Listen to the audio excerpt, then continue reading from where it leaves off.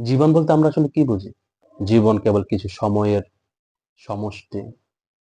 আপনার জীবন যদি হয় ৭০ বছরের, তবে এর প্রতিটি মুহূর্ত কাটানোর সাথে, সাথে আপনি আপনার জীবনের একটি করে অংশ হারাচ্ছেন।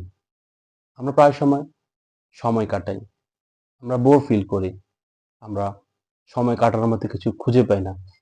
অথচ যদি আমরা চিন্তা করতে পারতাম, সময় কাটানো আসলে আমাদের জীবনকেই হত্যা করা। আমাদের জীবন তো কেবলই সময়। আমরা ভাবি এগুলো তো কেবল দিন, একেকটা দিন অতিবাহিত হচ্ছে। অথচ এই দিনগুলোই আমাদের জীবন। আমাদের কাছ থেকে আমাদের জীবন অতিবাহিত হয়ে যাচ্ছে। অথচ আমরা উদাসীন। আমরা বুঝতেই পারি না।